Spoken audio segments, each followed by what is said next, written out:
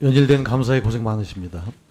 부총님하고는 기재위에서 4년간 제가 쭉 뵙고 경륜과 식견이 아주 훌륭하신 분이셔서 뭐 제가 존경합니다만 지금 R&D 예산 관련된 답변은 참으로 제가 볼 때는 좀 궁색해 보이고 그렇습니다. 그래서 제가 뭐 그 입장을 어느 정도 이해하면서도 저도 좀 답답하고 또 관련된 많은 국민들이 이걸 보는 국민들이 그러나 울분을 또 표하고 있기 때문에 제가 또 비슷한 답변이 나오실 줄 압니다만 다시 질의를 합니다. 표를 보시면 이렇게 이게 우리 현실입니다. 미중, 유럽, 일본이 전부 다 R&D 투자를 늘리고 있는 그런 시점에 한국은 저렇게 국가 R&D를 16.6% 삭감하고 4년간 25조 삭감하겠다 이건데요. 다음 그림 보면 이게 이미 문재인 정권부터 쭉 시작된 일이고 그 연속선상에 있는 건데 제1차 국가연구개발 중장기 투자 전략은 2020년도에 이제 처음으로 법적 근거가 생깁니다. 그전에는 비법적 계획이었거든요. 그래서 그 뒤에 또 뭐 전문가 수립위원회도 구성하고 초안도 마련하고 국민공청회도 열다가 윤석열 정권 들어서도 이 일은 계속 진행되는 거거든요. 그래서 23년 2월 22일에 국가심에서 의결되고 3월 7일에 윤 대통령이 주재한 국무회의에서 향후 5년간 170조 투자하겠다 이렇게 한 거 아니에요. 근데 6월 28일에 카르텔을 R&D 카르텔 언급하면서 이제 상황이 완전히 바뀌었는데 그간 하신 부총리 말씀대로라면 작년부터 금년 3월까지 안 보이던 게 갑자기 뭐가 달라졌다는 얘기잖아요. 쭉 추진하던 걸 바꿨으니까. 그 사이 빈 기간은 3월 7일부터 6월 28일 사이인데 이때 부총리께서 대통령께 R&D 예산 삭감해야 된다고 강력하게 건의하셨습니까? 그런 건 아니시잖아요. 그죠? 도대체 뭐 때문에 갑자기 이 3개월 사이에 이런 대변화가 이루어졌는지 정말 이해를 할 수 없는 거잖아요. 그 쭉 이 과정을 보면. 그리고 바로 발언 뒤에 6월 30일로 예정돼 있던 2024년 국가연구개발사업 예산 배분 조정안 심의가 취소되고 8월 20일 돼서 이렇게 삭감된 예산안이 공개된 건데 2개월 사이에 이 엄청난 예산 조정을 했다는 건데 이게 그간의 경험으로 부총님 가능한 일입니까? 그렇게 제대로 조정이 됐을까? 만일에 삭감을 결정을 하고 했다 하더라도 시간이 필요할 텐데 2달 만에 이걸 다 이렇게 해냈다. 부총리께서는 R&D 예산 10조 원에서 20조 원까지 11년 걸렸는데 20조에 30조까지 단 3년 걸렸다. 너무 급속히 예산이 늘었고 구조조정해야 되겠다. 방만하다. 이런 취지시란 말이에요. 그런데 화면 보시면요. 규모로만 보면 3년 동안 9조 3천억 증가해서 많이 증가한 것처럼 보이지만 이게 2015년부터 19년까지 R&D 예산이 아주 조금 증가를 했단 말이에요.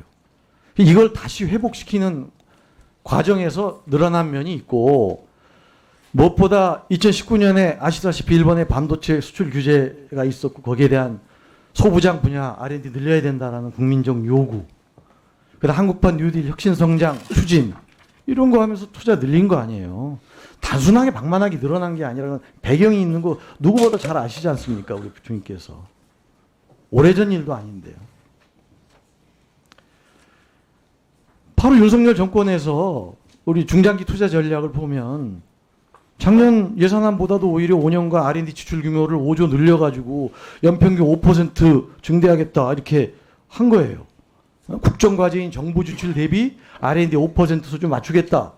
윤석열 대통령 하에서 추진된 계획이고 미래 비전이거든요.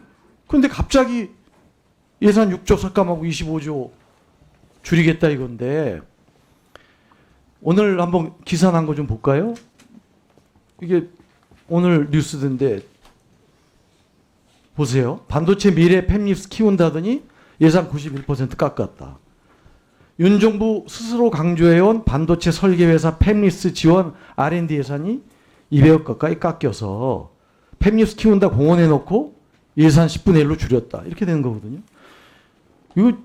이런 졸속이 어디 있습니까? 아까 제가 말씀드린 대로 갑자기 스탠스를 바꾸면서 2개월 동안에 예산 조정을 하니까 이게 대통령 말을 스스로 뒤집는 이런 모순이 생기는 거거든요. 이건 사실이죠. 지금 의원들께서 그 조정된 내역을 구체적으로 달라하는데 지금 안 주고 계시잖아요. 근데 이제 이렇게 그러면 조각조각 확인을 해야 되는데 이게 얼마나 비민주적이고 졸속이냐 그런 말씀을 드리는 거예요. 맨 먼저 화면에 띄운 그런 타국의 사례를 보듯이 최근 기술 패권 이런 경쟁 시대에 이게 도대체 대규모 R&D 삭감이 이게 말이 되는 거냐. 어느 국민이 이해하고 공감할 것인가. 화면 보시면 지난 9월 24일 노벨상 수상자 5명이 국내에 와서 우리나라 정부 R&D 삭감에 대해 우려를 표시한 그런 내용들입니다. 좀 띄워줘 보세요.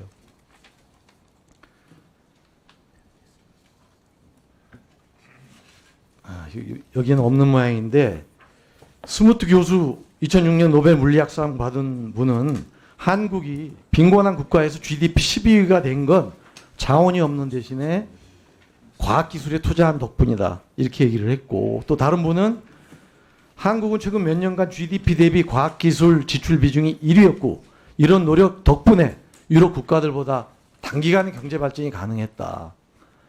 1950년대 아프리카 가나와 비슷한 수준에서 지금까지 온 것도 바로 이런 투자 덕분이다. 이렇게 얘기를 하는 겁니다.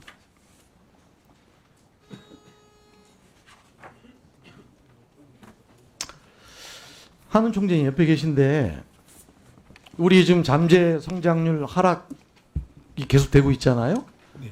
이 원인이 저출산에 따른 생산 가능이고 감소가 주 원인이고 이게 단기간에 해결되기 쉽지 않은 거 뭐 다 공감하실 테고 결국에는 새로운 성장 산업을 육성해서 시장 선점하고 기업 투자 환경 개선해야 되는데 하고 또 생산 요소 효율을 높여야 되는데 R&D 투자가 이렇게 줄어들면 그게 역행하는 거 아닙니까? 간단하게 말씀해 주세요. 어떻게 보세요? R&D 투자의 전체 양과 내용을 좀 봐야 될 것 같고요. 저는 단기적으로 기업의 이 생산성 추세는 5년, 이런 10년 내에 금방 느리게 올 때문에 잠재 성장률을 높이는 가장 좋은 방법은 해외 노동력과 특히 물론 여러 요소가 있죠. R&D에 대해서 보는데 뭐 입장이 그러시니까 부총님께 마지막 말씀드립니다. 뭐 여러 가지로 R&D 투자 속도 조절이 필요하다고 쳐요.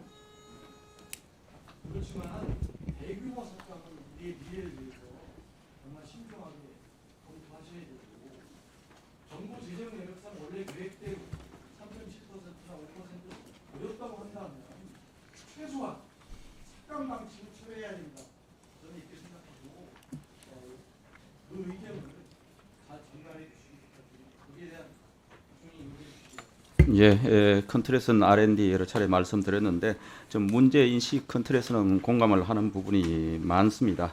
국가 R&D 중요하다. 저는 대한민국을 이만큼 만드는데 R&D의 기여가 정말 크다. 우리 과학기술연구진들의 역할이 무엇보다 중요하다 이런 생각을 하고 우리나라의 D램, 우리나라의 CDMA, 고속철도 이런 것이 다 우리 과학자들이 소위 말하는 노력에 의해서 이렇게 온 겁니다. 세계적인 첨단 기술을 만드는데 저는 충분히 인정하고 앞으로도 존중되고 저희들 그분들이 더 연구할 수 있는 환경을 만들어야 된다. 이 걱정은 저도 뭐 똑같이 저도 하고 있다는 말씀을 드립니다.